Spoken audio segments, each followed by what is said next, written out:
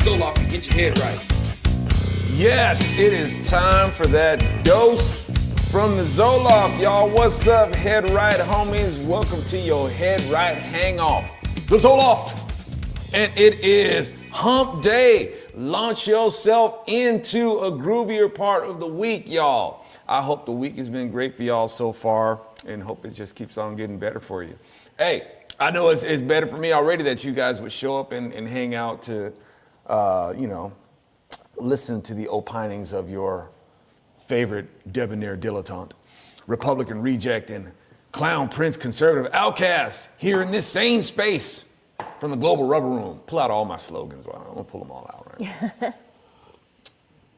All right, thank you guys so much for tuning in. What are we gonna try to get to today on Wednesday, February 26, 2025? Let's see what we get here. We're gonna talk a little about, just for kicks, if you will, talk about the Shroud of Turin. Let's talk a little bit about that. Tulsi Gabbard fires all NSA employees linked to, well, for being perverts. Why not? Linked to a creepy sex chat room. We got IRS closing 120 locations nationwide. That's more like it. Apple is rushing to fix an iPhone dictation glitch that hears Trump when users say racist, and that's selective hearing. DOGE cancels $52 million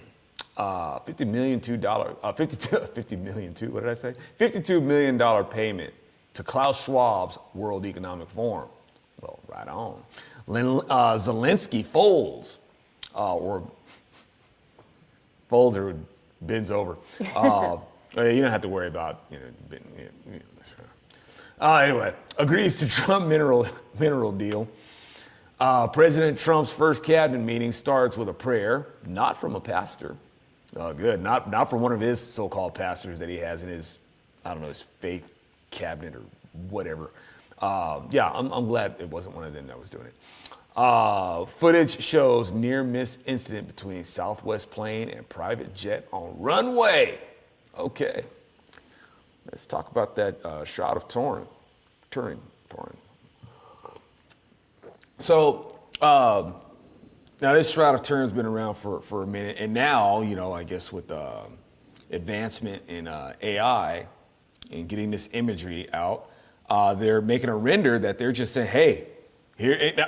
They're not. It's not so much that they're saying you can get a view, like a 3D view and a more focused image of who the man under the shroud is. It's not that they're saying that. It's like we got more detail. We can go ahead and give you like a rendering of what this person looks like. A three-dimensional rendering of what this person looks like, at least as far as like video goes. Okay. The commentary that I'm hearing or the narration that I'm hearing is that we are able to give you what this is Jesus, right? So the Shroud of Turin is letting us know with this AI intervention what Jesus looked like, right? We can see him now.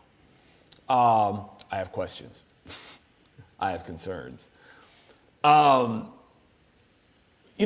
I've examined like the Shroud of Turin, I'm looking, and it's been a minute since I looked at it. One of the things that I was trying to examine was like, examining the hands, the wound marks, and things like that. But let me get it down to it like this: is the Shroud of Turin the image of Yeshua? No, it's not.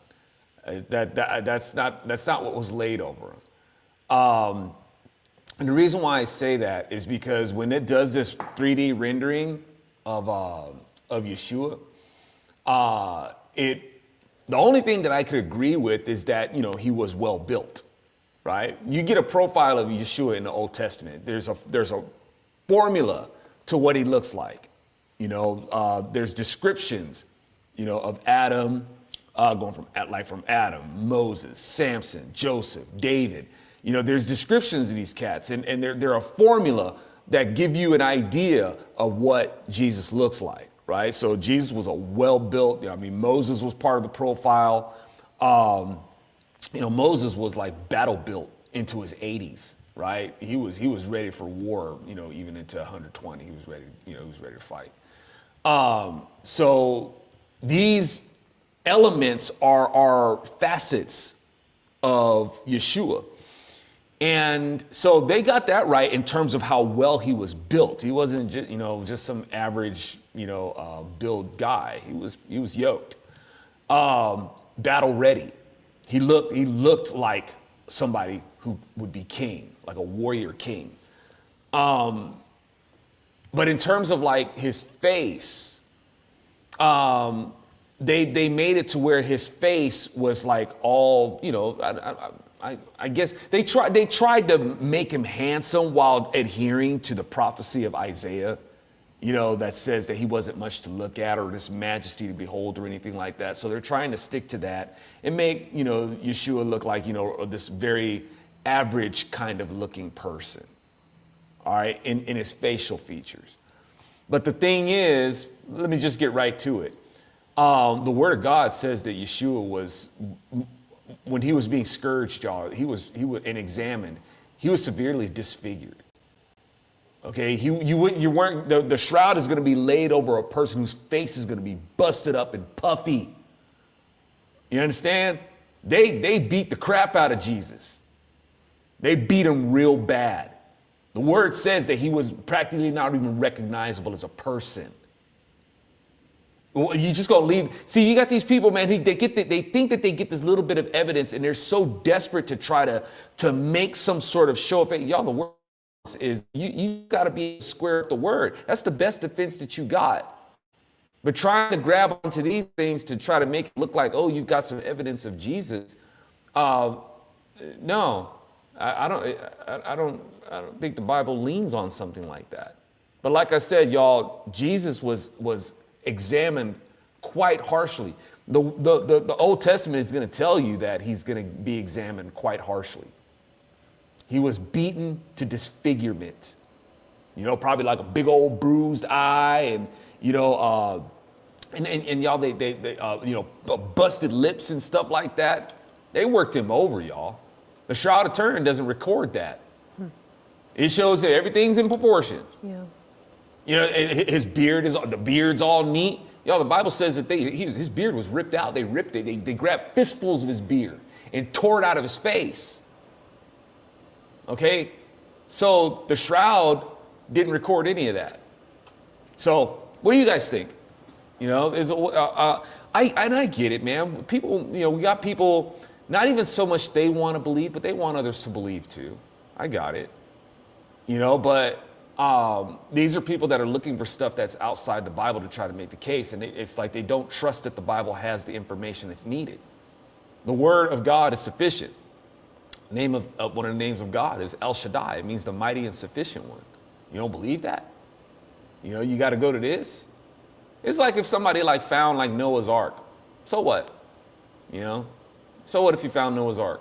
I mean, we know where it is, but there's a lot of, military and political obstacles that are in the way for where it is to be able to get to it.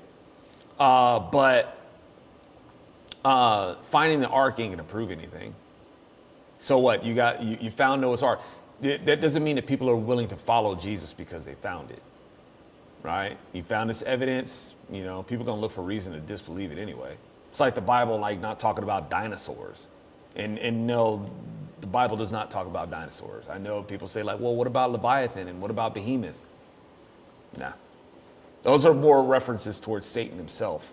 Is what those things are for. They're not really referring to dinosaurs. It's not to say that dinosaurs didn't exist. That's a whole nother topic to get into. And who knows, maybe for kicks we'll probably talk about it. But let's say the Bible did talk about Barney. So what? Are you willing to follow God now because the Bible talked about dinosaurs? No. You're not gonna. It's like people who lean on that kind of rhetoric, and it's like, well, the Bible doesn't mention dinosaurs. Okay, so if it did, would you still be willing to follow God? No. The dinosaurs ain't gonna make you believe in God. Or, I mean, you can believe in God, but it doesn't mean you want to follow him, right? Demons believe in God, they don't want to follow him. So, but I'm curious to catch you guys' thoughts, in terms of like the Shroud of Turin. Do you think it's legit? Or do you think it's, what's a word I could use? Is it sensationalism? Right? Is it legit or is it sensational? What do you guys think? It seems like. Huh? It seems like it is. So what, sensationalism? Yeah. Well, what if you guys believe that the Shroud of Turin was what was laid over Jesus? For what reason do you believe? And if you don't believe it, what reasons don't you believe that the Shroud of Turin is not the face cloth? What is it that has led people to believe that it's the face cloth of Christ? I don't know. I've wondered that. Was it in that location where he was buried? I mean, Well, he rose again, but I mean. Yeah, he rose, and the cloths were, folded up. I don't know about a face cloth though. Okay, now here's the thing. As far as I know, Yeshua was, they wanted to make sure at least Joseph and Nicodemus wanted to make sure that he was given a respectable Jewish internment. All right, so they at least wanted to do that. So he was wrapped, and so your hands and your feet are going to be bound, and with these linen strips, they're going to wrap the deceased. And like Jay pointed out, there's a lot of anointing oils. Yes. And spices that they use. Thank you.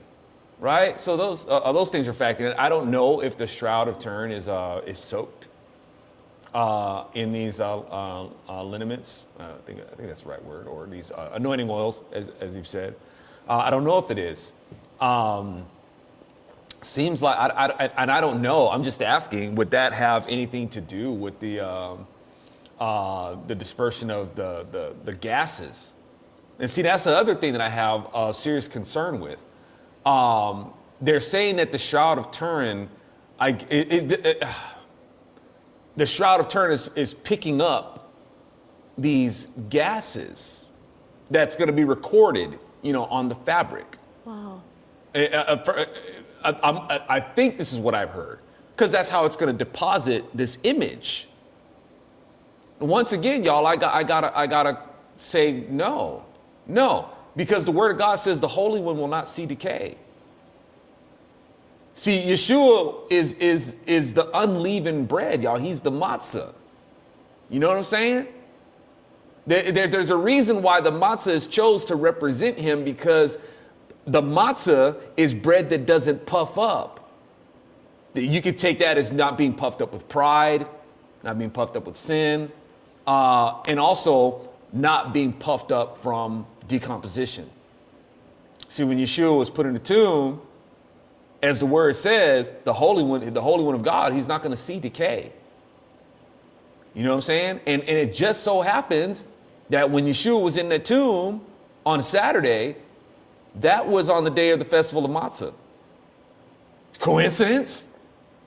Okay, so there would be no discharge of these gases of Jesus starting to decompose or bloat, or the starting in of this, what's that word? Post-mortem lividity. I think that's the word. You know what I'm saying? I hope I'm using that the right way. So the Shroud of Turin, y'all, it's more sensationalism, and even though I understand people are needing some things to believe in and trying to posit these things to other people so that they may believe too, there's still no excuse for it. If you're really studying the Word of God, you don't need that, and it's not really gonna. It doesn't really lead people to right faith. But because they've heard the name of Jesus, they do have the responsibility now to search His Word. Yeah. And they'll discover for themselves, like, okay, well, I was introduced to the Shroud of Turin, and it was, instrumental in getting me to be more curious about the Bible, but now I've read and I know better. And I guess in that sense, the Shroud of Turin has served its purpose, right? What was somebody saying? The blood evidence, I looked it up because I'm curious now that we're actually discussing it. Why do they seem to think that this was Jesus' face cloth? It says a study found that nanoparticles in the shroud's blood are consistent with creatinine, which is associated with heavy torture. And the study also found high levels of urea in the blood, which could indicate kidney malfunction or blockage. Again, associated with torture, physical torture. Sure. Well, the Romans were kind of famous for that. Yeah. That doesn't narrow it down a lot. No.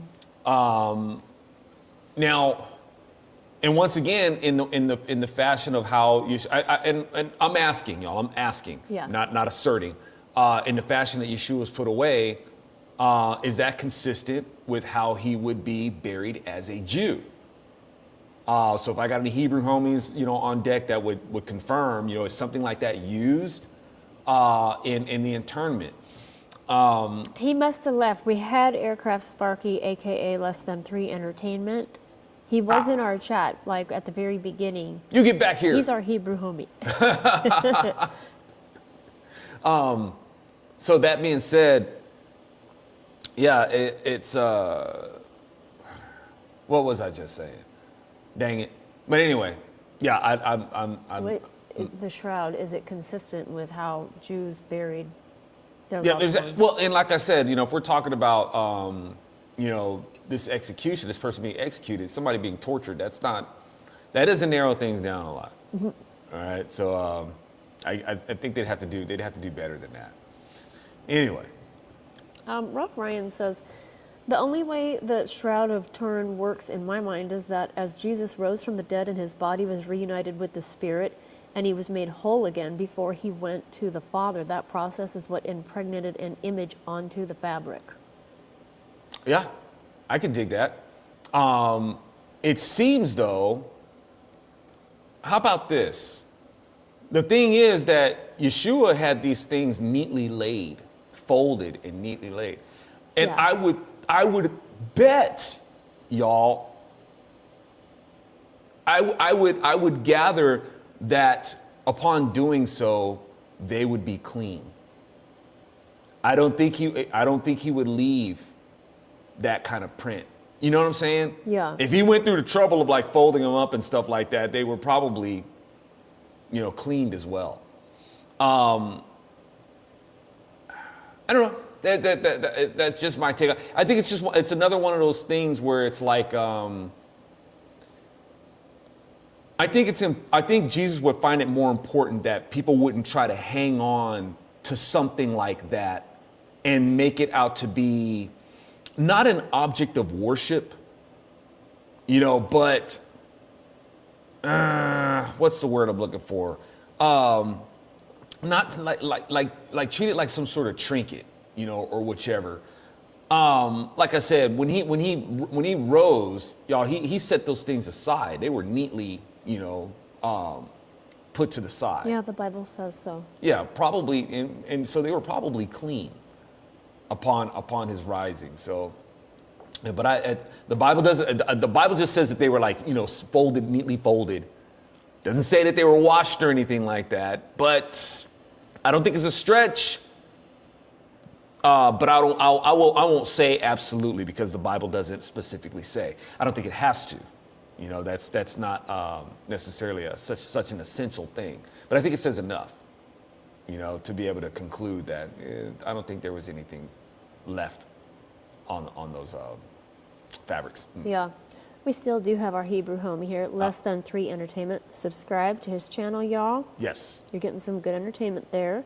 He says, I'm still here. I am not that knowledgeable on burial practices. They are not the same today, I would assume. Okay. All right. Thank you.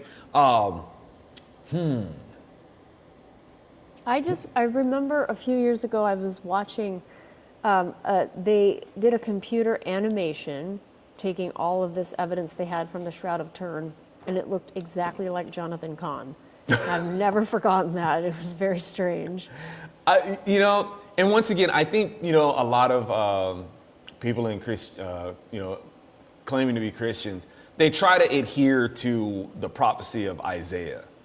And it makes them feel good about themselves because they're like, no matter what Jesus looks like, no matter how homely or whichever, we still love him because he loved us. And it doesn't matter. It's what's on the inside and, you know, and all that sort of stuff. And it's like, yeah. That's cute. And I would be I would understand that too. I would agree with that. But the problem is that Yeshua's profile is given. Okay, you have these archetypes of Christ that give you what he looks like. They give you the attributes, very key components of what he would have looked like. And it does not render an average looking person who's not, and once again, y'all, there's a reason why it says that he wasn't seen as worthy of majesty, somebody that they would see as king, paraphrasing. There's a reason why it says that. It's because the haters didn't. Okay, like the Sanhedrin, they didn't want him, they refused to accept who he was. All right, he was a threat to their establishment. So they hated him. And so they did not see him as king. But all those kind of things were expressed against the archetypes as well. It was expressed against Moses. It was expressed against Joseph. It was expressed against David. All right, is that the people that they did not see, we're not seeing you fit to be our leader or king or anything like that. Same thing. That was prophesied in them. Same thing would come about Yeshua. The haters, y'all, the haters. Okay, so let's see. Jay has something interesting here. He says the wrappings of mummies became literal plastic and formed a literal shell to protect the remains from the combinations of oils, anointment, spices, etc. Mm-hmm. That is weird. Is that why they have like tissue and DNA from some of those Egyptian mummies? Oh, sure. Yeah, I never they knew were it became like that. excellently preserved. Wow. The difference between Egyptian mummification and embalming. I know that sounds like hair splitting, y'all. I know it sounds like hair splitting, but when we're talking about Egyptian mummification was like, if I remember correctly, is like an abomination. You know, it's detestable to the Jews because in Egyptian mummification, all the organs and stuff are removed, right? They pull the brains out through the nose.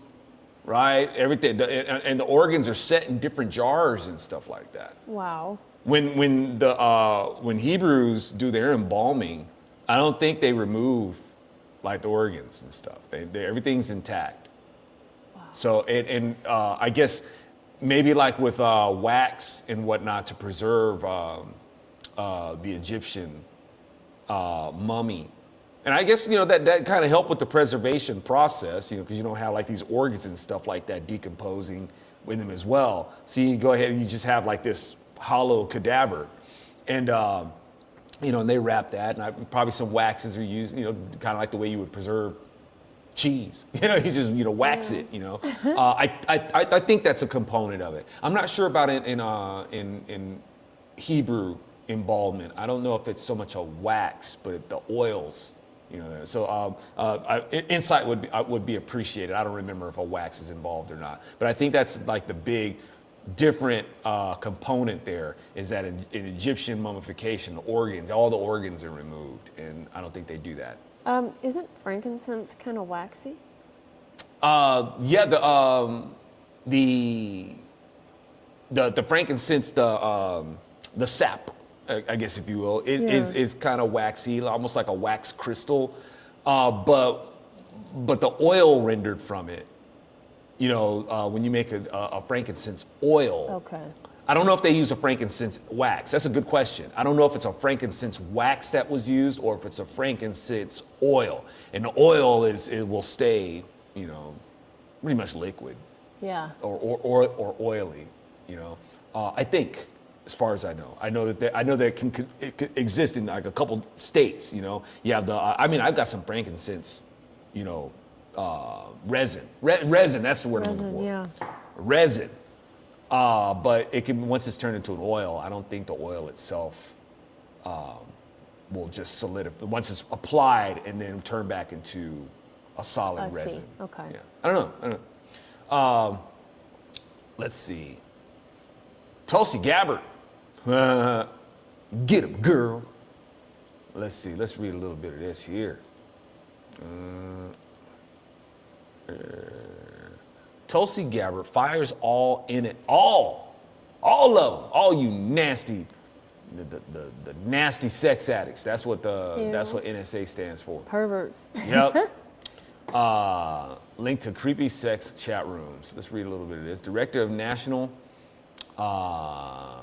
quit trying to scroll away from me to get to an ad. Director of National Intelligence, Tulsi Gabbard, has just taken action against dozens of degenerate, perverse NSA employees who participated in straight up creepy secret sex chats on an international agency messaging platform. Tulsi Gabbard fired and revoked the security clearances of over 100 NSA staff linked to the explicit chat room. It's nice to see Tulsi Gabbard taking charge as a real leader, Yes. as a real leader should, and bringing accountability back to the intelligence agency. All right. So, leaks from the NSA chat room revealed that employees were taking aim specifically at Tulsi, calling her things like a Russian agent Jeez. and fervently anti-queer.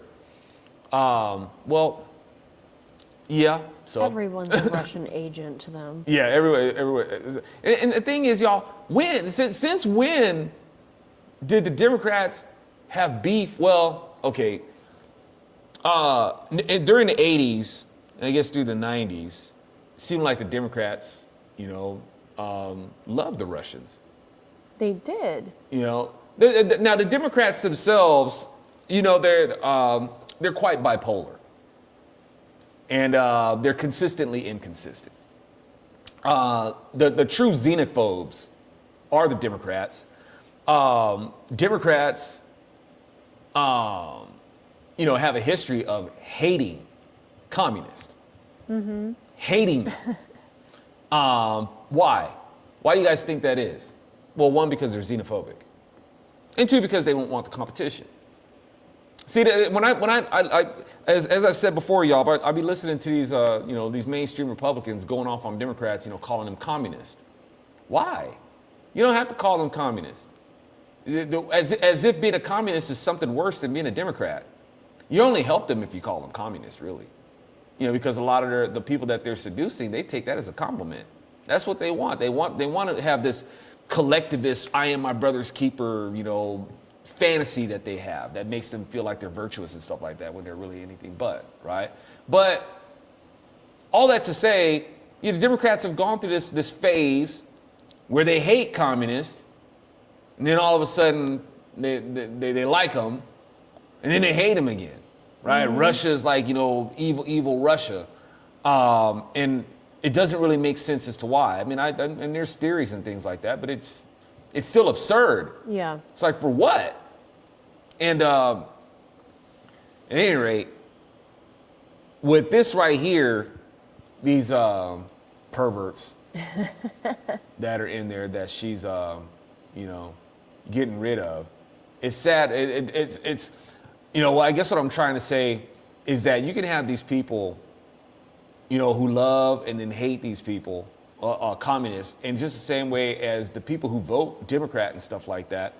They want all this accountability, and they want transparency and all that sort of stuff. And then when you do it, they mad. Yeah. How dare you fire these people for being a pervert? They're just living out their own truth. They're just, who are they hurting by having some sex chats in there? And now see, the thing is with Democrats, the personality matrix of a Democrat is entitlement oriented.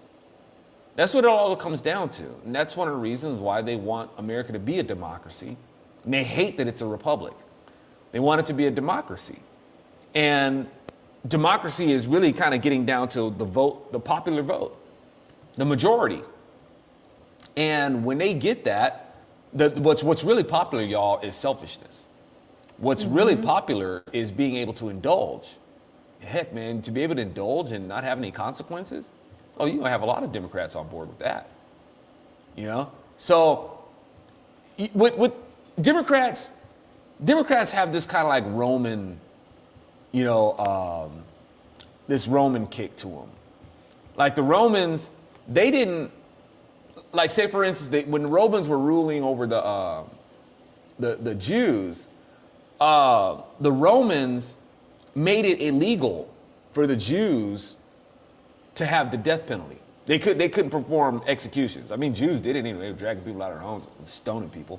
But Jews tended to be very rebellious. They rebelled against God, but they'll rebel against Rome's rule too, but while at the same time being okay with being ruled by them. The same way it was when the Hebrews were in Egypt. They were slaves, but they became very powerful slaves. And it's weird, right? But the Bible even says, the Pharaoh was like, he was scared because they got so powerful, but he wasn't scared that they were going to take over. He was scared that they were going to leave. Just like Democrats, they don't want people to leave the plantation. But the Romans were like, you guys put people to death for stuff that we really like doing.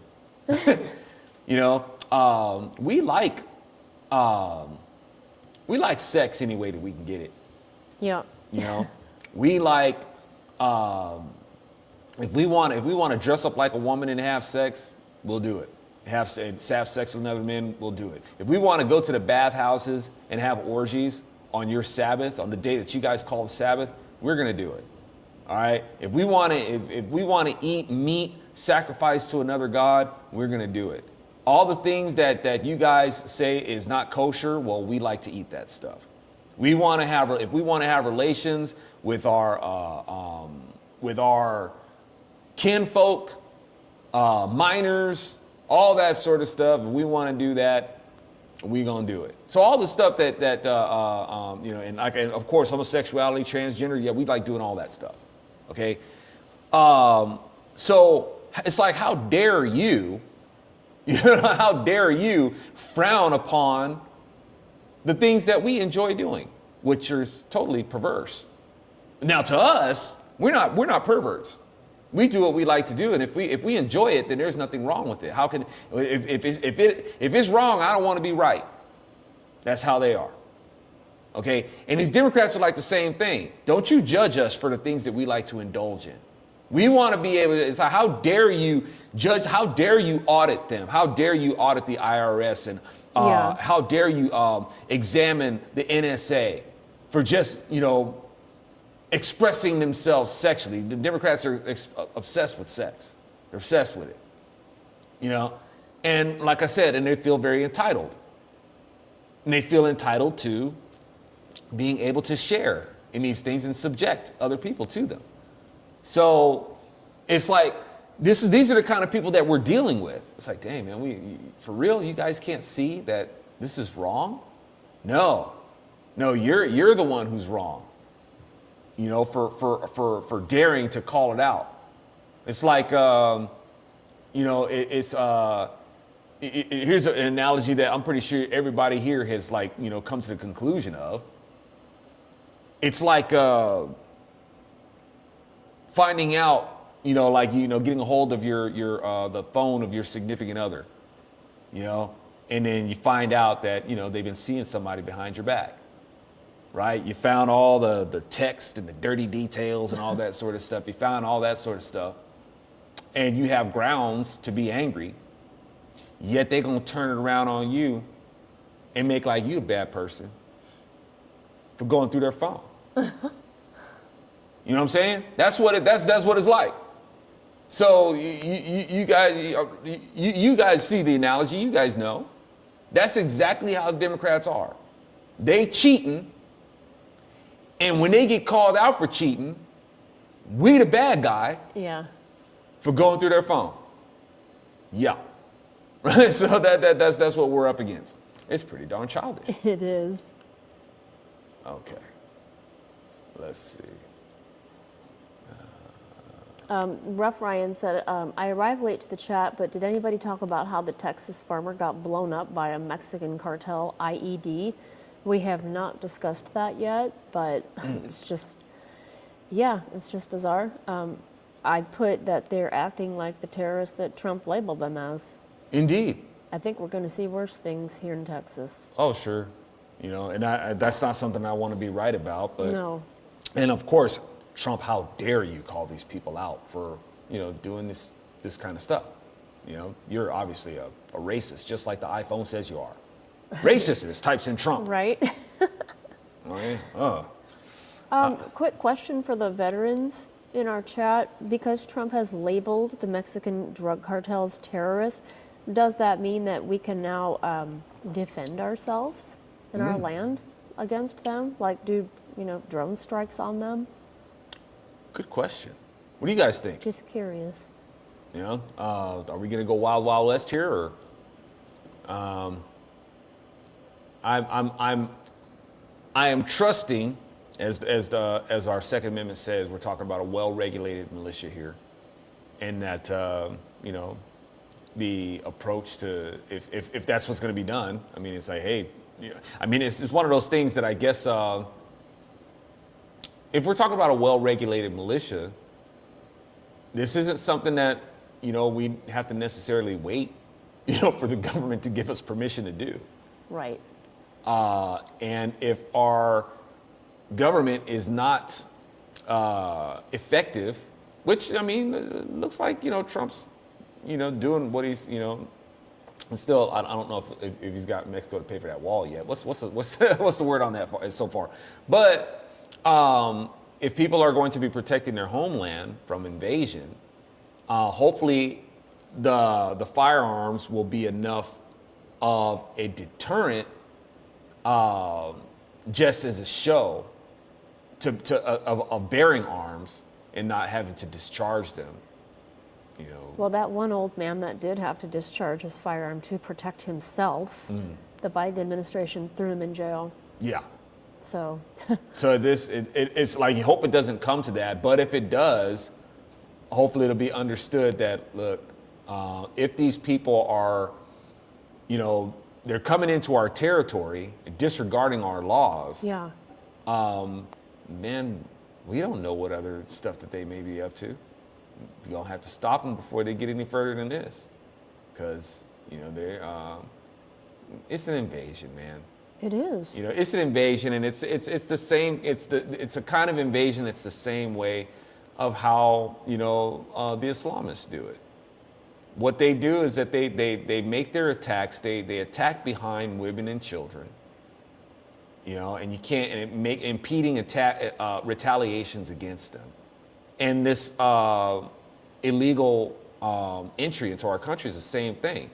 You got fighting age men, able-bodied men, coming in with women and children, you know, and hiding behind them, and also hiding behind the idea that they're just coming here looking for work and all that sort of stuff.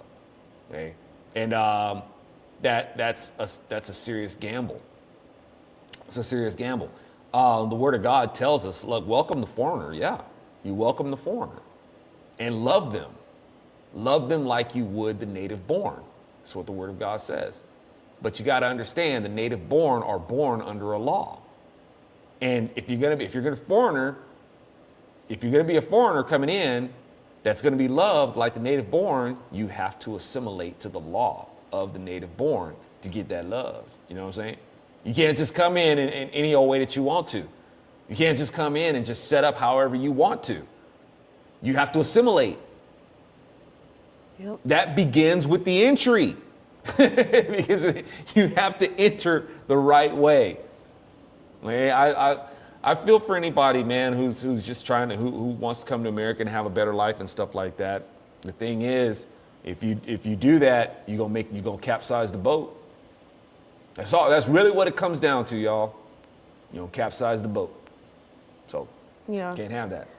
Less Than Three Entertainment says, in regards to, you know, Trump naming them terrorist groups, organizations. He says, I would say yes, you can, because I asked, can we drone strike them? What do we do? But with our legal system, most likely not. Yeah. Yeah, I would guess as soon as Trump does drone strike a cartel, they'll be at his throat, like even worse than they already are with, legal mumbo jumbo that they do against him. That's why I'm like, the domestic enemy that we have, that's got to be dealt with first. And I think he's focused on that, but it's pretty darn slippery, ain't it? Yep. Democrats are slippery. And look how you're going to it's going to take a lot of resources. Because they're slimy. Yeah, it's a hydra, man. Trying to, it's trying to work back these Democrats, but that's a big part of it. The domestic enemy that we have is what's going to make this so difficult, and that's the part that has to be dealt with to more effectively deal with this other stuff with these people coming over. They put so many things in place, y'all, to enable these people to do this. Yeah. That has to be reversed. Yeah. Let's see. What else we got here? And IRS closing 120 locations nationwide. Oh man, that's what we need to hear. We need to stop hearing of restaurant chains and mom and pop shops having to close up and stuff like that. Man, it's time for the IRS to close down, man. That's what that needs. Now it says 120 locations. Hey, that's a nice juicy number. Out of how many locations though? That's what I want to know. I mean, because it's like 120 IRS locations out of what? Well, yeah, that's true. 120,000. Yeah, but I guess we got to start somewhere. At least we're getting the ball rolling. Yep. I guess these were people who are on probation that were going to be filling these offices and whatnot. Let's read a little bit of it. Try to get past the editorials here and see if we can get to. Yeah. Okay. The post-millennial reports the Trump administration is moving forward with plans to shut down more. Plans to? Is it done or not? I want it done. Well, the thing is it's the leases on these offices. They're not going to renew the leases. There's a twist there. Yeah. See. Okay. Yeah. You gotta watch out for them headlines. I knew it sounded too good to be true. Which means that these IRS agents will probably convene in probably one of their local churches there. Right. For real. They may do that. Democrats, they be talking about separation of church and state and all that sort of stuff. And meanwhile, a lot of times these politicians, these Democrat politicians, be going up into the churches.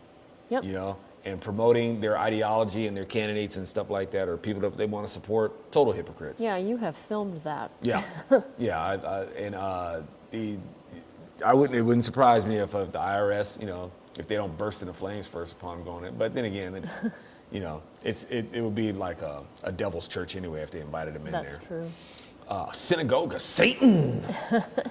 So let's see, the decision outlined in a letter from the U.S. General Services Administration, GSA, obtained by the Washington Post, comes at a crucial time right in the middle of the federal tax filing season, which ends on April 15th.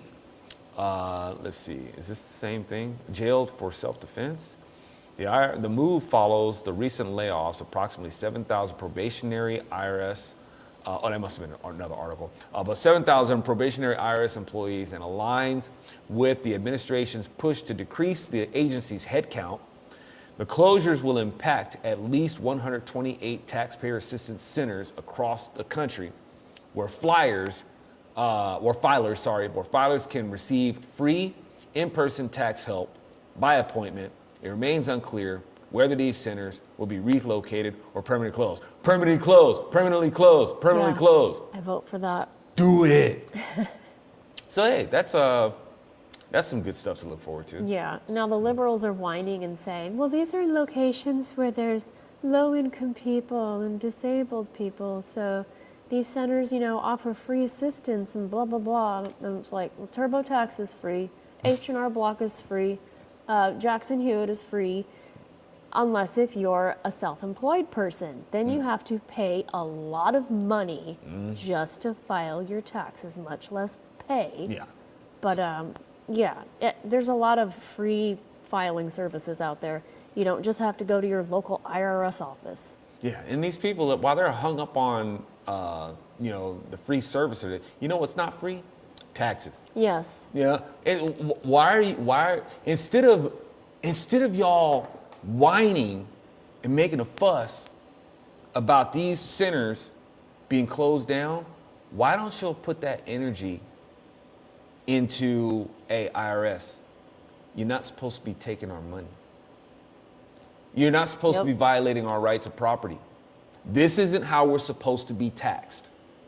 I mean, Democrats, they seem to be these tax happy people that feel like, how are we going to fund this and how are we going to fund that? Well, y'all are going way out of the scope of what stuff is supposed to be funded. Okay, there's certain amount of funding that's supposed to go to the government for a scope of what it is that they do. Y'all want all this extra funding for stuff that the government ain't supposed to be doing. Okay, and if we taxed the right way for what the government is supposed to be doing, there'd be plenty of money. Matter of fact, you'd have a surplus. All right, but for some reason, Democrats, I guess they just feel better thinking that other people have to pay their fair share. They feel better about themselves when they're waving their finger at other people telling them what they have to pay. Yep. Full on Judas, man. It's a Judas syndrome. Judas looking at somebody else's property, talking about what they need to pay. Jesus Exactly. Jesus like, man, shut up. You a thief anyway. You're a thief. And that's these Democrats all day. And the IRS is, basically IRS, that's their patron saint, if you will. It is, yeah. Judas, And so these people should be making a case for why the IRS needs to be shut down. Not these other businesses, mom and pops and stuff like that, IRS is part of the reason why they had to shut down. They can't afford this stuff. Yeah, these policies that Democrats want, from taxes to regulation fees to minimum wage. Man, they make sure people can't afford stuff. Exactly. While they claim to declare, we care about the little guy. We care about the mom and pop shops. We care about the. But here's a booklet of paperwork you have to fill out and hire people just if you want to have bleach and 409 on your premise because they're toxic, chemicals. Yep. I mean, they just regulate you to death and tax you to death. It's very hard to have a business here in America. Yeah, it's like, come on, OSHA, back up. A physical business. Back off. Let's see, what else we got? Apple is rushing in to fix it, and I guess I'm using. I got an Apple computer, and I got an Apple phone. I hate it that you don't have to use this stuff. You got to be practical about what stuff you boycott. It's like if I didn't have to use this stuff, I wouldn't. You try to not support certain companies or products where you can, but sometimes when you're trying to do a job and you need to do it right, it's unfortunate that we have to depend on the inventions of these godless people in order to do it. Is. And so Apple, like I said, y'all, we ain't done with the whole race baiting narrative. I think when mainstream Republicans understand that we do have systemic racism and white supremacy and white privilege and a racism problem in America, when they realize that, not so much that that's an American problem, it's America's, it's a problem that America has to deal with because of Democrats. Okay, and Republicans haven't made that connection yet. The mainstream Republicans just they don't. It's it's over their head, and that's why we keep dealing with this nonsense because they don't know who to take the battle to. Yeah. All right, they do not know how to flank this. They don't know how to march on it, y'all, and so that you can't hit what you can't see. More importantly, you can't hit what you refuse to see. We could knock the whole race narrative out. We could blow it away. But mainstream Republicans refuse to realize that where the problem comes from. They just blanket it and just say, "Oh, racism, it's ridiculous, and there's no systemic racism in the white." It's like, dude, if we got Democrats, we got a racism problem. Yep. So, but instead, we just got to still keep on doing what little petulant crap like this. Apple's still doing their little thing to make sure that there's a race problem and misappropriate it to us. It's those Republicans and Trump and MAGA. They're all a bunch of racists, you know. And it makes it easier for Democrats to get away with the evil or set up for the next wave of evil that they're doing. Trust me, y'all. They are shaping some more evil, and they play the long game. So, you know, it sucks that Apple, man.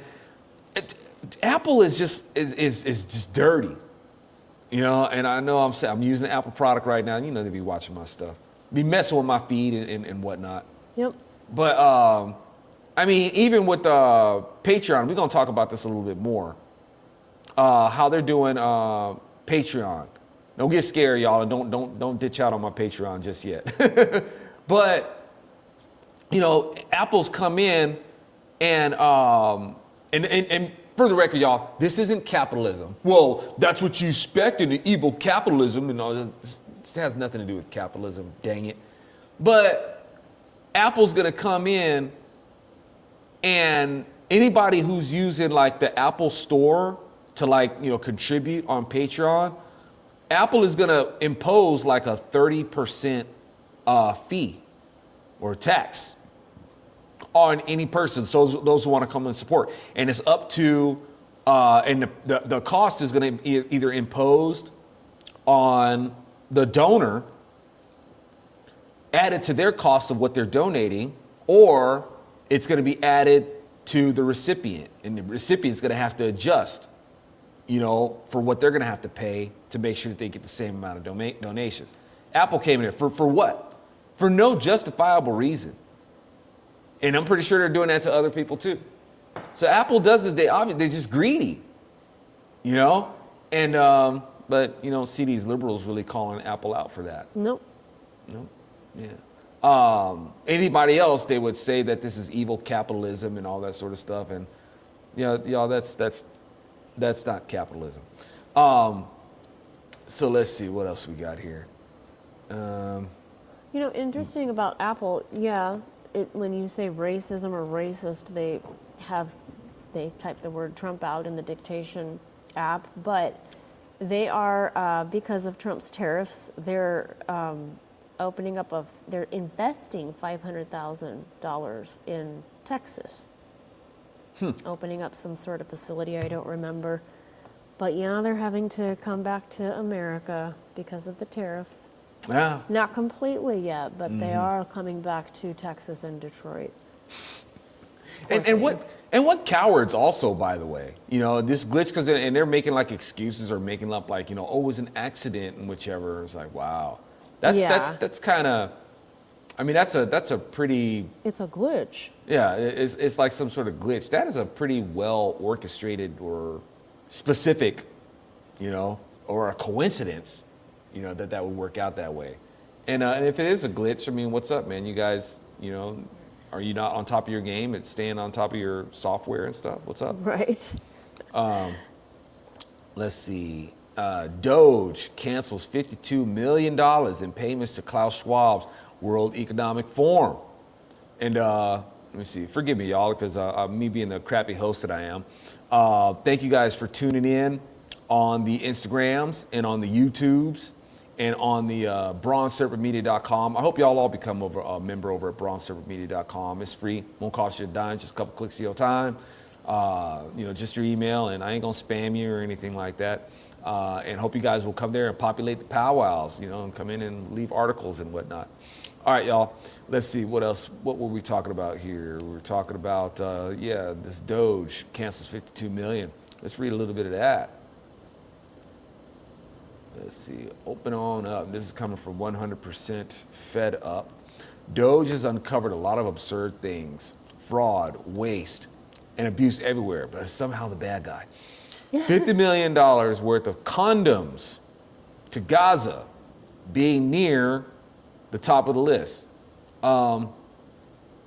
Yeah, okay, so in Gaza, condoms. And what do y'all need? What do you need them for? What? Not only what do you need them for, what do you need us to pay for them? Right. Well, the narrative is the Jews are too busy bombing the crap out of Gaza 24/7. I'm surprised there's any human beings left to have sex there. Right? Yeah. So I mean, is this prophylactic? Maybe supposed to like be some sort of shield or protect you or something like that. You know, I don't know. It doesn't make any sense. So I'm making nonsensical questions. But I mean, are you? Yeah, I don't think. I doubt if condoms are like any part of their worry. I don't think so. Not just because of, hey, I guess the crap is getting bombed out of and there's nobody there to use them. Seriously, I don't think that's an issue. No, it's not. It's the narrative of the liberals. Yeah. You know, I mean, is it that the liberals don't want them repopulating or anything like that? I don't know. Oh, well, that's a good point. Yeah. So I don't know. That's a waste of money. It just reminds me of I know that there was a sect of Islam that was, and this was like an official discussion that they were having. They were saying that we need to practice, sodomy, right? They're like, we need to practice sodomy because we need to stretch out the.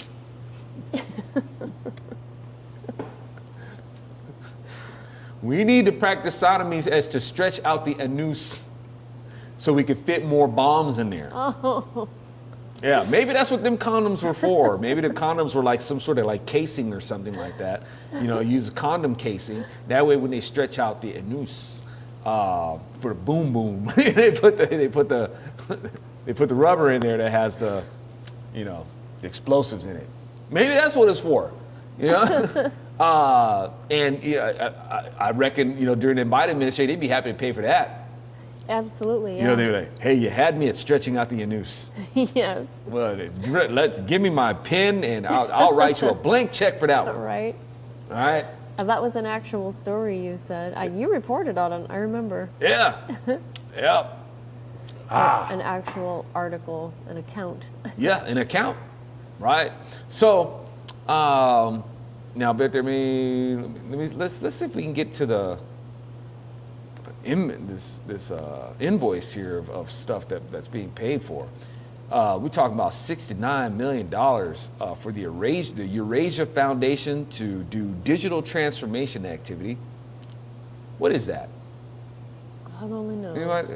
Anybody know what that is? Digital transformation activity? Let's see. It doesn't. I don't think, whatever it is, I don't think we should be paying for it. How about that? Yeah. Yeah. $32 million to Internews for programs including media enabling democracy, inclusion. Yeah, we don't need to pay for that. $7 million for the American Bar Association to promote the resilience of the Eurasian legal sector and civic society. They can't do that on their own. Right. I mean, if you go, it's like this sounds like this bar association would sound like or let me see, Eurasian legal sector. They sound like they're smart. They sound like some egg-headed people. They sound smart. They can't. They don't have the resources or not resourceful enough to go ahead and be able to pull that off on their own. Quit spoon feeding. You don't need to hold these people's hand. Right. You got Democrats out there talking about we need to stop being the world police, but you guys want to be the world's babysitter? What the crap, man? Let me see, 520 million for a consultant to do ESG investments in Africa and mobilize private sector resources and expertise. You had me at private sector. But you know what? Let these, get these despots out of the way of these people and let them, be able to thrive with the resources of their land. That would be much better. They wouldn't have to be dependent on this, us being milked for this stuff. $25 million to promote biodiversity conservation and promote illicit livelihoods. Livelihoods by developing a socially you don't need my money for that. $40 million to improve the social and economic inclusion of sedentary. That sounds like an oxymoron, a sedentary migrant. But if you're sedentary, how you gonna migrate? Anyway, y'all don't need our money. You don't need our money. For John Hopkins research, $42 million for John Hopkins research and drive social and behavior change in Uganda. Yeah, I think the behavior change that they want in Uganda is the Christians that's saying, you know what, this homosexuality needs to stop. That's probably the behavior that they want to change, because they be having people talk. They be having like them tent meetings, right? Church. They be doing church. It's like, we have to stop it. We have to stop it with these people. Do you know what they be doing? They like to eat it a poo poo. Oh, they like to eat it a right. poo poo. And you know, and then I have the nerve to say, if there's any children in here right now, the parents should make sure that they explain to the kids and or have them cover their ears as we talk about how in the gay they like to eat the poo poo and they kiss it and they eat the poo poo like ice cream. That's right, he did say that. Right? They eat it. You guys can just put, if you want to see I'm serious. There's a video. And just type in.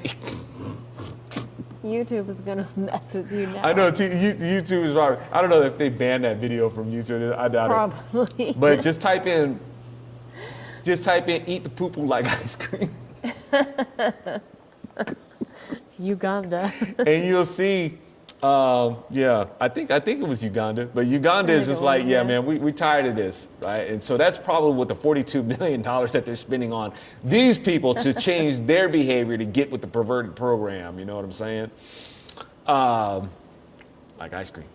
So, $45 million to address the needs, opportunities, and challenges identified by activists and other civic actors engaged in nonviolent collective action, which means that's probably violent collective action, probably violent protest.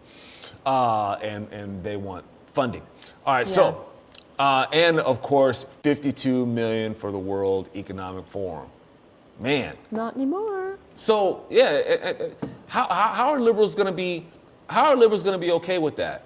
Wouldn't the WEF qualify of those people that liberals would say, don't you have enough money?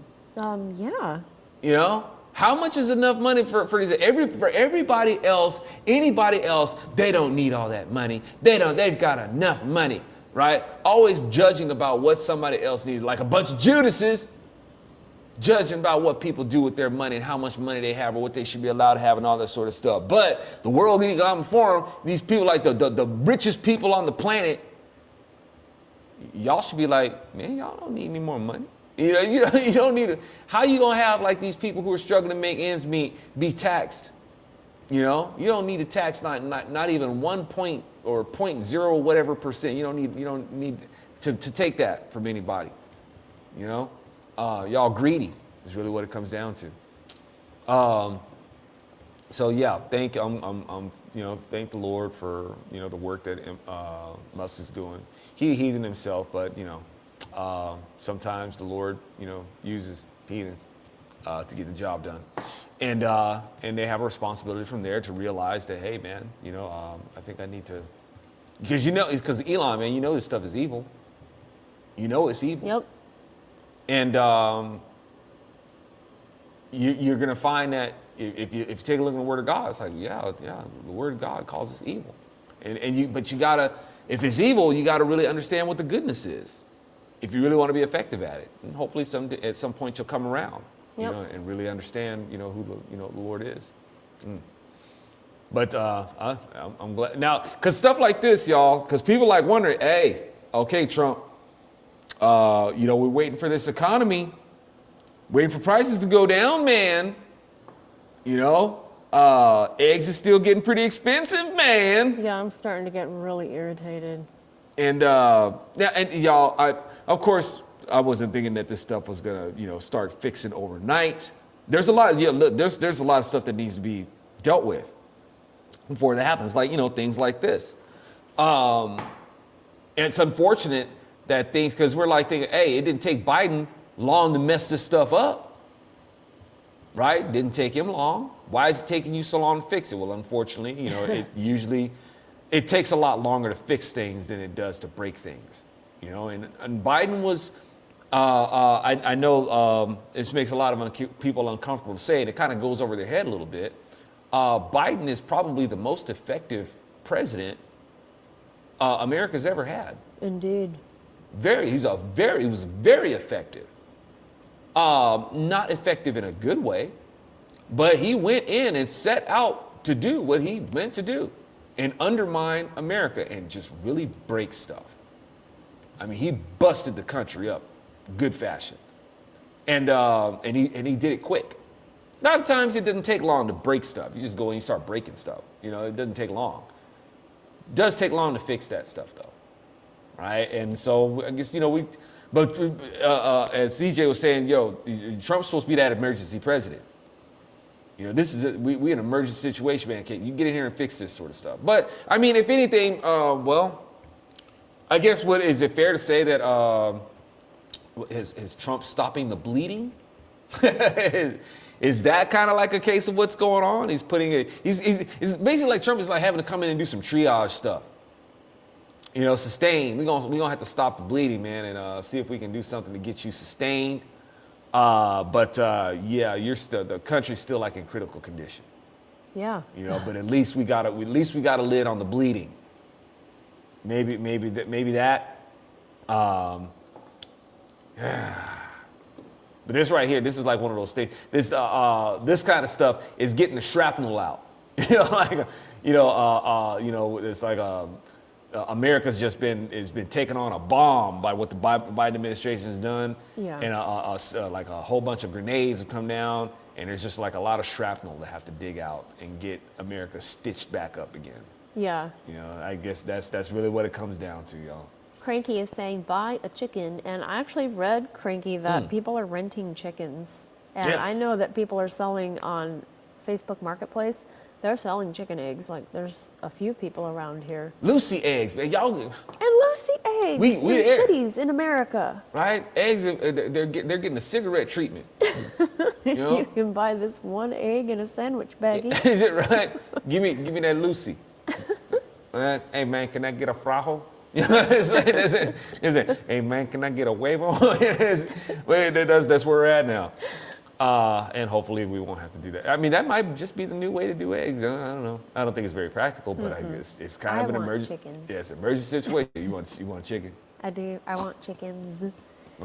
You're gonna have to live with chickens someday. All these liberals around. I guess we kind of are, but no, That's true. But yeah, chicken that just might have to do that. I guess. Yeah. I don't know. I could probably dig that. Might make the chickens nervous though. The chickens be like, "Why are you looking at me like that, cuz?" Why are you looking at me like that?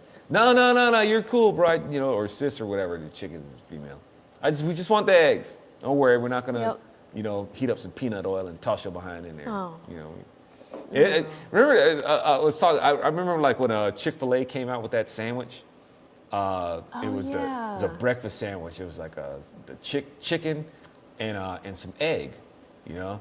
And it seemed like really kind of weird to me because it's like eating a mother and her kid at the same time. It was delicious. It was delicious. Yes.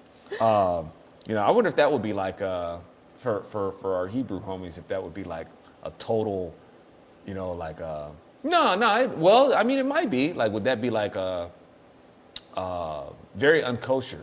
It seems like it, yeah. Yeah, because it would be like a chicken and a baby. You know, that would be like, boiling a kid goat in its mother's milk. Yeah, I was thinking that. Right? Would they make relations? So, now it's like, no, that's totally different. And it's a bit, well, because one, a chicken's not a mammal. Chickens don't have milk. So I guess you can eat a chicken with an egg. That should be fine. But I'm just wondering because, it's like, according to this statute, man, we talked about before in the Zopium Den, it's like, you really took that ordinance to mean that you can't have a cheeseburger? That's a stretch. All right? That's a stretch. You can't have a pizza. How sad. With extra cheese. My goodness. Some pepperoni, some sausage. You can't have a Philly cheesesteak sandwich. You can't have lasagna. Oh, man. It's quite the sacrifices they're making. Indeed, and that sacrifice was to point, to Yeshua. That's what. But when you get into all that stuff, that's a whole other story. But that's what it's for. Like I said, God's not some weirdo who just made these laws where it's like, I'm bored. Hey, you know what? You can't ever have like you'll never be able to have a ham sandwich, ever. A ham and cheese sandwich. You'll never know the delights of that. Ha ha, I'm God. You know, that's not why he did that. Oh, man. Please don't insult God like that. That's not why he did it. But anyway, let's see. We talk about that stuff in the Zopium Den. The 1700 says in California, you need a permit to have chickens on your property. Yeah, in California, even if you're in a rural area, you can't do anything on your property. You cannot even collect rain. Yeah. Like, you can't even get a permit to collect rain. You just can't do it, much less try to have animals on your property. You'll have the county inspector coming out. It's like, okay, well, the chicken, I gotta have a permit to have a pet? Right. Yeah, I mean, I get it. The chicken would be used as livestock purposes, Yeah. if you will. But still, that's really not the government's business. Yeah. It's a person's right to property. This chicken is my property, and if the chicken renders eggs for us to sustain ourselves with, that ain't the government's business. Right. But That's California. that's California.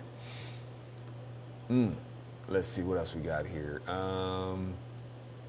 We got Zelenskyy folds, agrees to Trump's mineral deal. That's right. You gonna give us the minerals, babe. Let's read a little bit of this from Trending Politics. Ukrainian President Volodymyr Zelenskyy has agreed to a minerals deal with the United States, marking turning point in negotiations that has sparked tensions with President Donald Trump. The agreement confirmed by Ukraine's Deputy Prime Minister and Justice Minister Olha Stefanishnya. Wow, very good. Right? You guys have noticed like Russian sounds like English played backwards? Oh, wow. I guess yeah. Right. But yeah, it sounds like English backwards.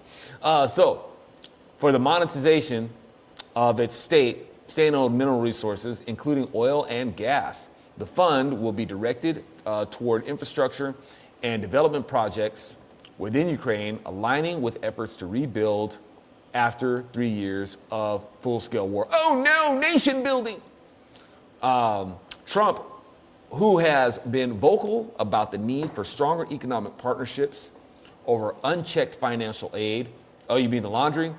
That's pretty much, if anybody's wondering, what's the deal? Why is the U.S. been all about Ukraine, and our officials been all about Ukraine? That's their money laundering state. Yeah. And They provide laundry services. That's pretty much what it comes down to, y'all, is they got to protect that interest. Yep. Let's see. In recent weeks, he has pushed for a more transactional approach to U.S. assistance, insisting that Ukraine offer valuable resources in exchange for continued support. Okay, yeah.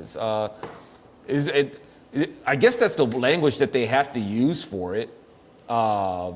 Exchange. It's like, well, it just sounds like a trade agreement to me. It just sounds, it sounds like an import, export. Yeah, we want to be able to buy some of them minerals, and we want to buy them. We want to buy them at cost. Let's do that. Let's make it really interesting, right? And we'll do it like that. But yeah, there you go. I mean, Zelenskyy tried to, I remember Zelenskyy trying to suck up to Trump. What was that photo op that he tried to force on Trump? Trump was at like some 30, and Zelenskyy wasn't even supposed to be there. There was some other guy too. Yeah. I think, was it Macron? Oh, gosh. And I can't remember. Some sort of, I don't know, convention or whichever, and Zelensky's all running up and trying to get that handshake with Donald Trump. Hey there, buddy, And Trump's like, yeah, what's up, dude? What you want? What you want, Z? And so now, Zelenskyy trying to act like he had, some little bit of German Shepherd in him and stuff like that. And, I guess Trump, reduced him to Yorkie Town, and got him to make this deal. That's good. What else we got here? Yeah, that'll be great, man. Hopefully we'll get some relief. I don't know about what the national average of gas has been, but hopefully stuff like this, with these mineral rights, we'll start to see even a little bit more, relief at the pump. I reckon one of the reasons why gas is kind of maybe it's because Trump is having to refill them oil reserves, them strategic oil reserves that we got. Got to put some gas back in those, or oil back into that. So thanks, Biden. Biden tried to make himself look good, by tapping those out, I guess to mitigate the gas prices, but that we got to have the oil go back in there. Let's see. Somehow, yeah. Yeah. President Trump's first cabinet meeting starts with a prayer, not from a pastor. Like I said, that's kind of a relief considering the people that, Trump is. Indeed. I thought you would like that. Yeah, circled by. Now, and the thing is, I don't really know who did this prayer. Scott Turner. Yeah, Scott Turner, that's right. I'm not familiar, with his walk with Christ. But I hope that, he's solid, with his walk, that he follows Yeshua for who he says he is, not for who he wants him to be, and is all about, I don't know, the ear tickling or whichever. But that's, hey, as I've long said, because it looks like I'm seeing some memes. Yeah, like here's this picture here with Scott Turner praying over this assembly, and it says the first step in healing a nation. Yeah, it starts with humbling yourself before God, and it's make America grateful again. That's what I say, and it takes putting the kingdom first.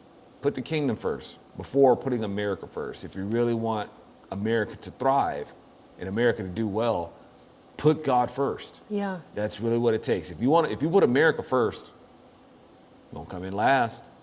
Don't have that mindset, y'all. Don't have that mindset. Kingdom first. Yeah. America will fare better for doing that. He was a football player, and he's the new HUD secretary. Okay, yeah. So this right here, yeah, that's the more, that's the kind of stuff that we need. Of course, the Democrats are coming in there crying about separation of church and state, and once again, y'all, they be going into churches too, proselytizing, promoting their ideology. They be going to church houses and doing that. The government, y'all. This talk that Democrats be having, they're the ones coming in with this. Matter of fact, I saw a tweet by some judge, some witch who has a judicial appointment, and let me see if I don't know if I can find her page. While you're looking for that, I'll fill you in on a little bit of Scott Turner. I don't know much about him, but he and his wife are a member of Prestonwood Baptist Church. It is an actual Protestant church in Plano. It's one of those big churches. We used to watch the head pastor on TBN, and he seemed like an actual Christian. He still does. So that's good that Trump had an actual Christian praying over them.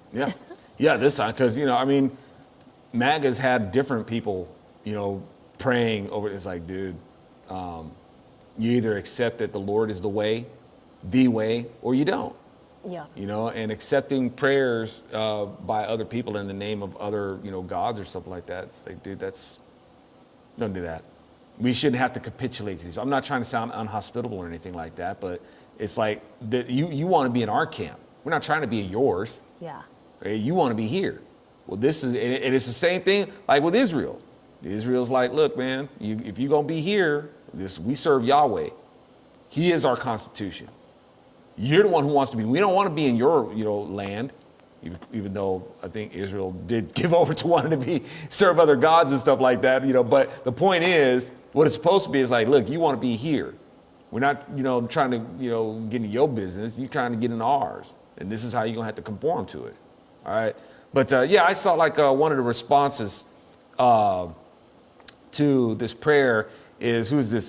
Judy Shapiro, who says, spare a thought if you can for people who are not Christian. Can you imagine the uncertainty they must feel knowing the beliefs of one group will take primacy over the beliefs of other groups? This is why our founding fathers understood the importance of separation of churn and state. I guess she meant to say church. Maybe she meant to say churn. The principle seems irrelevant in this administration, and I beg of you, do not come back with a Jesus first message, given I am an Orthodox Jew. For one, view this time as auspicious, but not in a good way. I responded to her too. I'm like, shut up. Yeshua was a Jew too. And all you heathens do is insist that we conform to your ways and beliefs. Quit whining, because according to the word, to God, to the God who established the nation of Israel, your ideas are detestable to him. So quit bragging about being a Jew when you reject your God. Nice. It's like, what, don't even, as I always say, y'all, don't even try to accuse me of anti-Semitism. These people, this witch, bragging about being a Jew, is a full-on anti-Semite. You don't even respect the laws of the God who established your nation. You are not squared up with him at all. You go brag about being Orthodox, you ain't even squared up. And you reject the Kohen Gadol of Kohen Gadol's, right? You reject it, and so that, to me, that's real anti-Semitism. But yeah, like this witch gonna try to tell us that, our beliefs are gonna have privacy. Y'all, we've been having to live, we've been subjugated by y'all's beliefs. Yes. We've been having to be ruled by perversion all this time. And y'all get mad because we're like, you know what? We're not trying to force our beliefs onto you. We're trying to force your beliefs off of us, is really what it is. We have a right to push back and be like, you know what? No. The first right of the First of the Amendment is free religious exercise. It's not really supposed to be that general, but they couldn't specifically say Christianity because that would be a theocracy. That would be leaning towards a theocracy, and we don't make it to where there's punitive measures for not accepting Christ. The Lord himself wouldn't want it that way. But when she's talking about, she gonna try to invoke this statement. This is why the founding fathers understood the importance of separation of church and state. Shut up. Wow. Y'all. For those who may not be familiar, you've heard the term separation of church and state. You probably heard it. If I may, let me add some context to it. And forgive me for reiterating something that I reckon a lot of y'all already know. It was Jefferson's response to those concerned at the Dansbury Baptist Church about the intrusion. Mm-hmm. It was more about the intrusion of the state onto the church, not the intrusion of the church onto the state. Okay? In other words, Jefferson was trying to reassure them, look, man, we will do what we can to make sure that the state doesn't come and encroach upon you. There will be a wall separating church and state. That's what Jefferson was talking about. He was talking about people like this witch who want to marginalize the efforts of the church. Marginalize those preaching the gospel and having a moral basis, a moral biblical basis of what morality is. True morality based on the word of God and following Yeshua. That's what it's about. But you'll have a state that will reject that and try to marginalize that and marginalize the kind of influence that the church would have. That's what Jefferson was talking about. So he was trying to assure the Baptist Church, no, dude, they won't be marginalizing you. There will be a wall. Yep. There's negative rights of the Constitution, talking about what the rights that the government has and what they don't. Mm-hmm. That's what Jefferson was talking about. But see, they've decided that they would make this as something that existed in the Constitution, even textually. And it's not in there. And it doesn't mean what they try to say that it means. All right, so she's trying to say the founding fathers understood it's important. Y'all, there's nothing in the Constitution or in our founding documents that says that any government representative, an appointee, an elected, a conduit, whatever, can't believe in God. You have a right to your faith. You have a right to express your faith. Yeah, you have all that. This is what you can't do. You cannot penalize someone for not believing the way that you do. Okay? Liberals do that with their environmentalism and with their transgenderism and all these things that they do. If you're not with their program, hey, you got to pay penance, man. You have to be disciplined. There's going to be punitive measures for that. If you don't get with the program and walk in step with what they are. They have an establishment of a religion, y'all. That's respected by Congress. They do. So now they have a right to be all about the environment and all that sort of stuff, but they don't have the right to like impose regulations and fees and punitive taxes and all that sort of stuff on us and accuse us of hate speech and whatnot because we don't agree with these things. They're the ones who do stuff like that. I can't penalize, nor would I want to. We don't elect people to penalize people for not believing in Jesus. No. Okay? Separation of church and state does not mean that you can't be a believer, and it doesn't mean that you can't express your belief in God. The representatives are just not to put in policy that says, oh, you don't believe in Jesus? Well, we're going to tax you for that. You don't believe in Jesus? Well, we're going to have to bring some sort of punitive measure against you. Now, if you do things that Jesus don't dig, like, say, for instance, going and murdering people or stealing from people, like, say, for instance, we're finding that the government, the IRS and the likes are stealing from us and using our money for perversion. Well, yeah, this is definitely stuff that Jesus doesn't dig. It violates our right to property. It's covetousness. It's perverted. Yeah, Jesus don't dig that stuff. And based on what Jesus doesn't dig, yes, we will legislate against that kind of stuff. There will be punitive measures brought against that stuff. But that's not saying, oh, you don't believe in Jesus, so we're going to punish you for that. Right. We just know that, hey, according to Jesus, is wrong, and it is morally wrong. And you have to pay a penalty for that. But see, they just take it as we're forcing our Jesus on it. Like I said, we're not forcing Jesus on you. We're forcing your perversion off of us. Yes. So, well, we're dealing with perverts. Absolutely. Yeah. Let's see. I think we got one more Yes. Uncle here. Is it one more? All right. Yep. The near miss today. The near miss. Oh man. So what's going on here, y'all? Is this a FAA problem? Is it a is it a control tower problem? Is it a pilot problem? Or is it a concert of these things? You know, that's going on.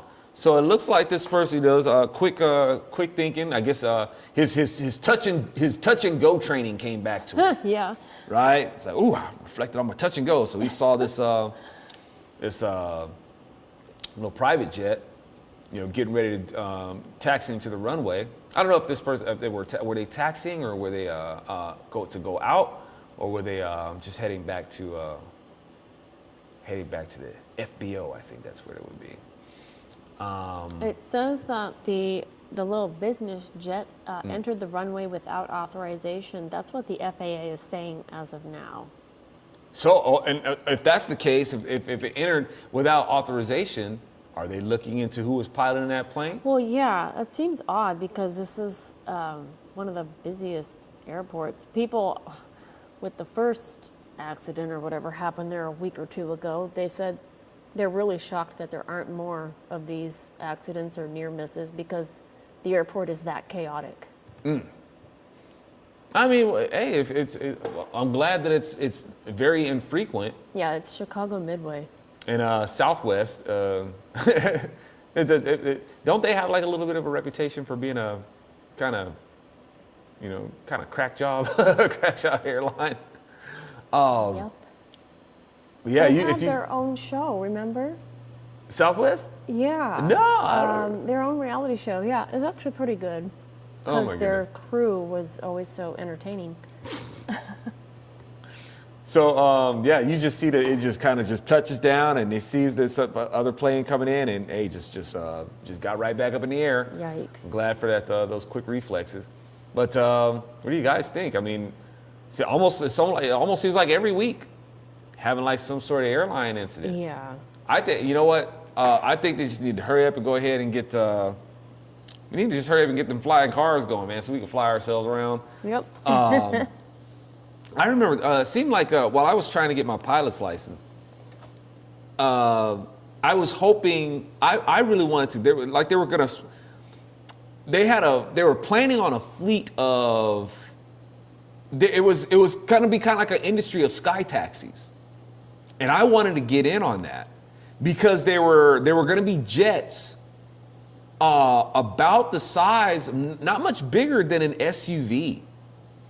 And I don't know, maybe I was just a little bit too excited about it. Maybe there was, maybe I'm making more of it than it actually was, but it was a proposal that was coming out, and they were going to come out. It was. I think that was what it was going to be called, sky taxis, and they would be twin turbine jets. It would be like kind of like a small regional jet. And a little bit bigger than a large SUV. Wow. And I wanted to be in on that, man. That's what I wanted to pilot. I wanted to pilot those.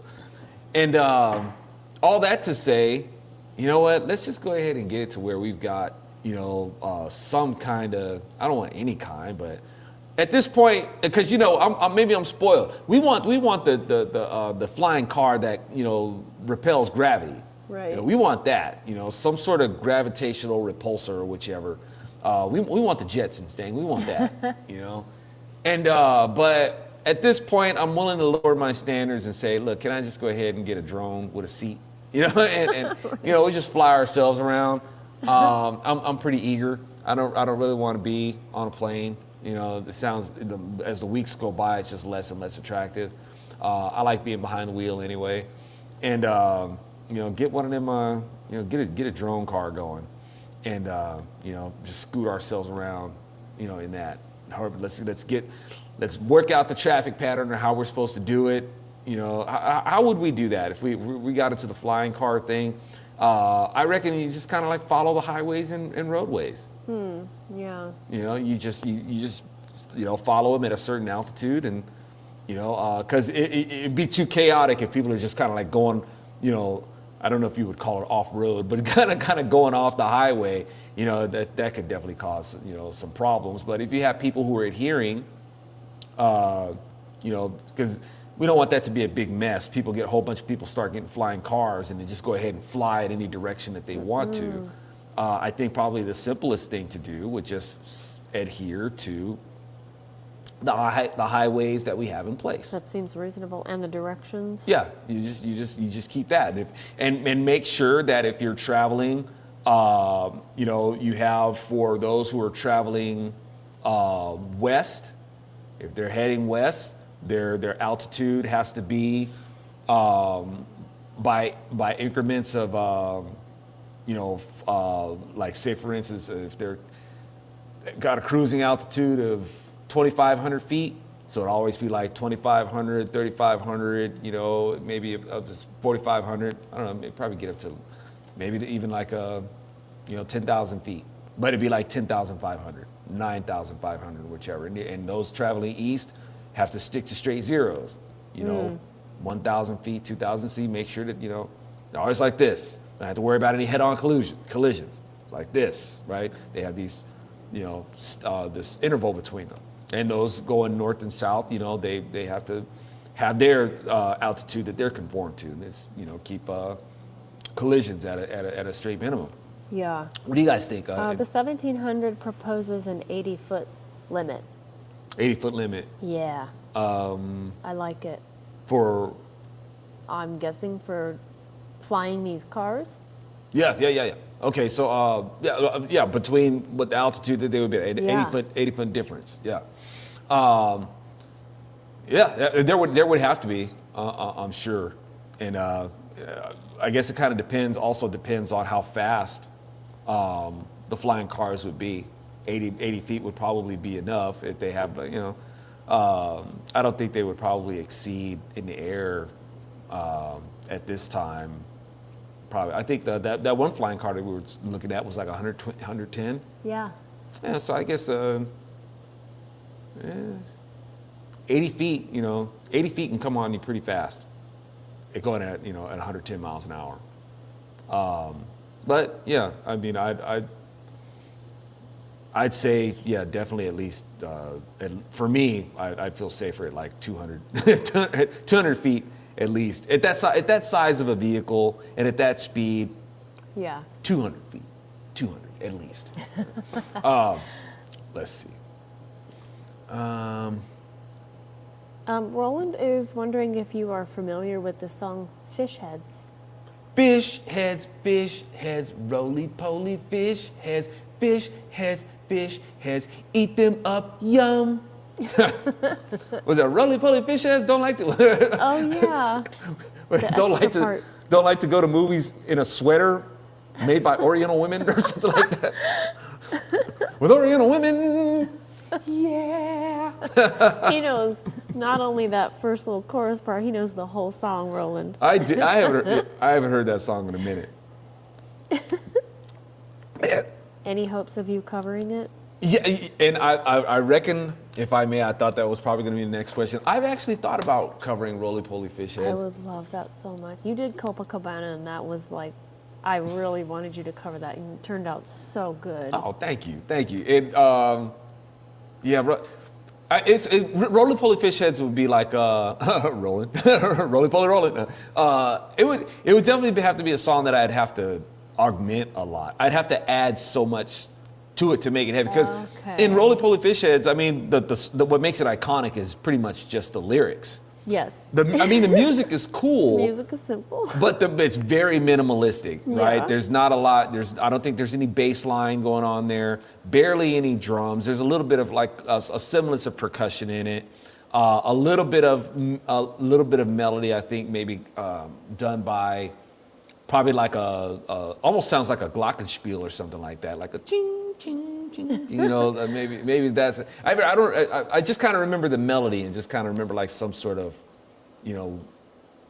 kind of harpsichord or percussion string or bell kind of thing. I'd have to like come up with like some sort of bass line and guitar riff that could emulate, could capture that, but at the same time like be heavy.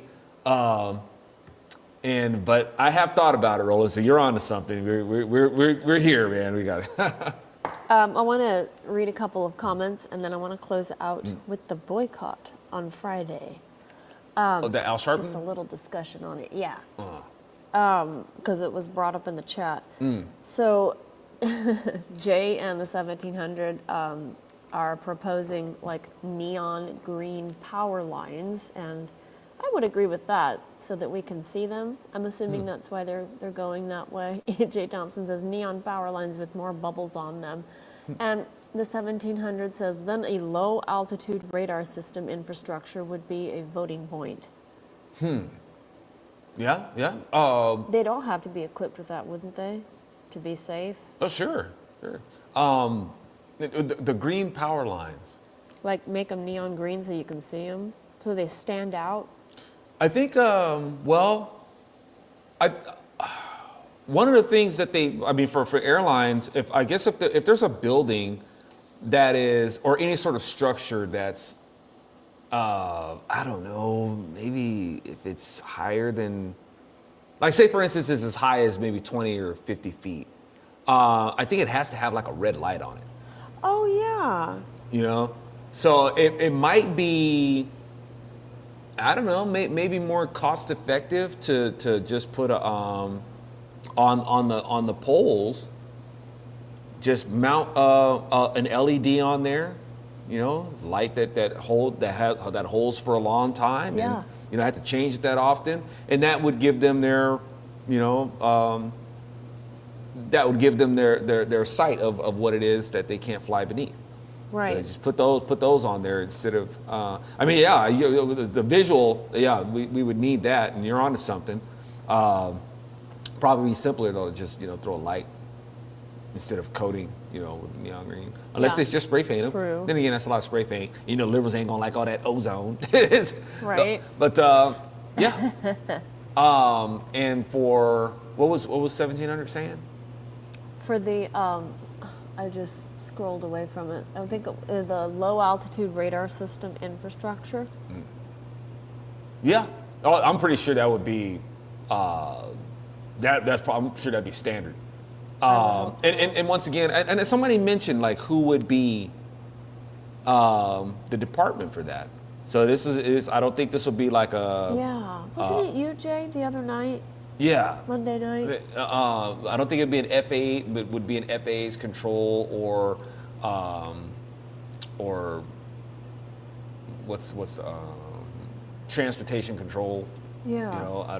Would that Would have it be a whole new- federally controlled or would it be state, like Texas's Department of Transportation? Would they have it? Or? Well, I mean, being that these vehicles would cross state lines, Oh, yeah, and it would that's probably be, kind of like how you have state troopers, in terms of like, I guess, traffic enforcement. Yeah. You would have, there would be, I guess, aero troopers, aero state troopers that could, police the highways across state lines. What a bizarre thought. I know, right? That could probably be a cool gig. Yeah, I could already see your wheels turning up in that head. Yeah, and I want to do that. And I don't think you would have to, but I'll bet to do that you would probably have to be a sworn police officer to do that.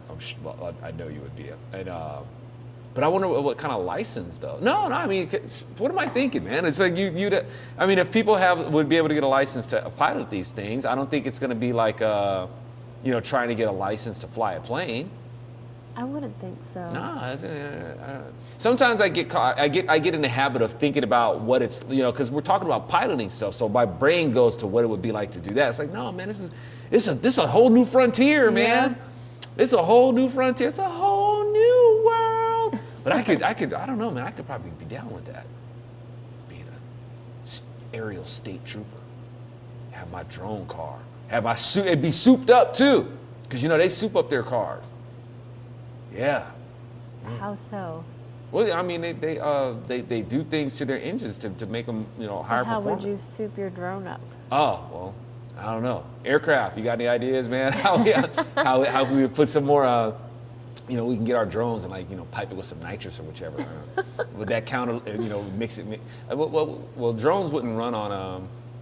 What kind of battery would we have, to be able to do that, to give those propellers some gusto? What would we do? Jay says airlift would have to have legitimate weight limits. What are you saying? Are you saying that I'm chunky? I don't think so. I'm trying, man. I'm trying to do my keto. You saying it's not working? No. But yeah. Anyway, all that to say, hey, I'm tired of hearing about this stuff with the airline industry, man. These things going wrong. I want my own flying car. I want to be in control of my own destiny with with my own flying vehicle. All right, y'all. Thank you. We want to talk about the boycott real quick. Oh, the boycott. That's right. Because Roland brought it up because he's Elsa. got some snooty liberal family members as well who want to argue with him and hate on him because of Elon and Trump and what they're doing. And they happen to be in Seattle. I said, yes, I have those in Seattle too. So they proposed with him Friday's I guess it's called Al Sharpton's DEI boycott plan, 24-hour blackout on Friday, February 28th from 12 a.m. to 11:59 p.m. This is the first step to counter the attack on diversity, equity, and inclusion. Counter the attack on it. So this is from liberals.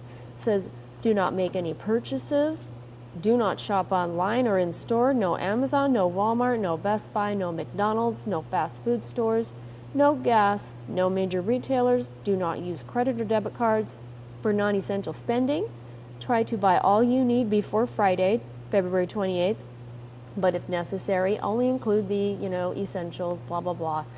And it says why this matters. Corporations and banks only care about their bottom line. Disrupting the economy for even one day sends a powerful message. If they don't listen, we make the next blackout longer. Our numbers are powerful. This is how we make history. Spread the message. Gay. Yeah. Okay. So we're going to go grocery shopping. We're going to save it until Friday. Hey, liberals, thanks for your participation in helping to help jumpstart the economy. That's basically what you guys have did. That's what your rallying cry is. You're gonna have a lot of people that are gonna be like, you know what, just for that, Yeah. I'm gonna buy extra stuff. Yep. We gonna shop for real. Now, you guys may have some people out there who are going to, go along with your little boycott and all that sort of stuff, and you guys can feel good about each other and go, tickle each other, whichever. But I think a lot of people are going to be like, yeah, we're going shopping. It's probably, there's probably a blackout, all right. Probably going to make a lot of sites crash by how much purchasing that's going to be going on. I hope so. It's like, you guys, y'all think you spoiled snot-nosed brats. You think that these corporations, they just care about the bottom line. How long have we been saying, y'all, a lot of these things are given over to a religion. They sacrificed millions and billions of dollars promoting your narrative. Mm-hmm. You guys don't know how good you had it. Yeah. With your evil. With the stuff that these corporations were given over to, and the stuff that they were pushing on, the stuff that we had to make exceptions for, places converting their bathrooms to accommodate this gender perversion. Yeah. Putting clothes out there that goes along with this kind of stuff. Putting their promotions of this stuff and around our foods. We go to restaurants, we got to see this stuff all over the place. At the pet store, I got to see all the gay pride stuff. Yeah. They totally went hard in with this stuff. You guys got what you wanted. Yep. And yeah, people are tired of it. And oh, how dare we get tired of it? We weren't with it. It's like, no means no. That's what you guys say? No means no. That's what we said. No, you don't have the right to push this on us. We have to keep taking this. Mm-hmm.